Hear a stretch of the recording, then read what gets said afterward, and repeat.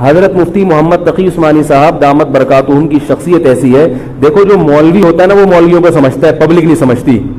Doctor کو پتا ہے نا کہ کون سا ڈاکٹر اچھا ہے کون سا گڑبڑ ہے. عام آدمی تو اس کو اچھا سمجھیں گے جو لوگوں کو الو بنا رہا ہے. پبلک کو نہیں پتا ہوتا کہ کس میں کتنا دم ہے. او بھائی سونار کو پتا ہوگا نا کہ یہ اصلی سونا ہے یا ہمارے جاننے والے ہیں کباڑ، وہ دھات پہ ہاتھ رکھ کے بتاتے ہیں پیتل ہے، سونا ہے، تانبا ہے، لوہا ہے، ہاتھ رکھ کے بتا دے گا. حالانکہ اس نے کسی یونیورسٹی سے کوئی کورس نہیں کیا، نہ کوئی سائنسدان ہے. وہ کام کیا ہے کباڑ کا، ساری زندگی یہی کام کیا ہے. تو جو مولوی لوگ ہوتے ہیں ان کی ساری زندگی اسی میں گزری ہوتی ہے، پڑھنے پڑھانے میں، بشرطے کہ ہوں بھی مولوی. روحانی علاج والے مولوی نہیں ہوتے، نام کے مولوی ہوتے ہیں. ان کو پڑھنے کے علاوہ دنیا کا سارے کام آتے ہیں. کتابوں سے ان کو نفرت ہوتی ہے، وہ جھاڑ پھونک جن چڑیل وہ اسی سے دکانداری چمچاتے ہیں. ہر داڑھی والا ہر پگڑی والا مولوی نہیں ہوتا. تو جو مولوی ہوتا ہے اس کو پتا ہوتا ہے کہ کون سا مولوی کتنے پانی میں ہے. تو میں تو نہیں دعویٰ کرتا کہ میں عالم ہوں، لیکن آپ لوگ تو مجھے مولوی سمجھ کے آئے ہیں نا، عالم سمجھ کے آئے ہیں. تو آپ کے نظریے کے مطابق میں کہتا ہوں کہ اگر آپ مجھے عالم سمجھتے ہیں تو میں آپ کو بتاؤں کہ پاکستان میں حضرت مفتی محمد تقی عثمانی صاحب جیسا مضبوط علم والا، اور علم بھی بہت سے لوگوں کے پاس ہوتا ہے مگر اعتدال نہیں ہوتا طبیعت میں، وہ باہر کے ماحول سے متاثر ہو جاتے ہیں.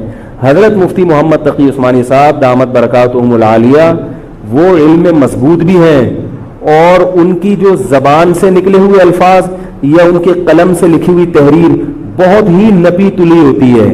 ایک حرف بھی اس میں غیر ضروری نہیں ہوتا، اور ایک حرف بھی ایسا نہیں ہوتا جو ضروری ہو اور نہ آیا ہو اس میں.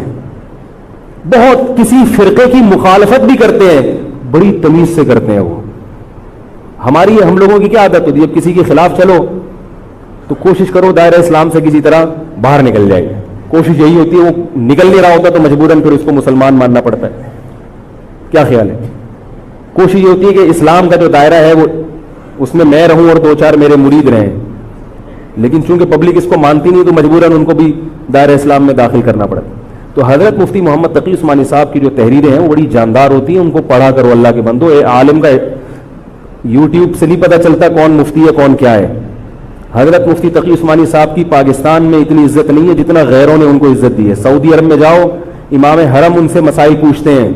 ایک صاحب نے مجھے بتایا کہ میں نے امام حرم کو 25 منٹ تک ان سے فون پہ بات کرتے ہوئے دیکھا اور ان سے مسائل پوچھتے ہوئے.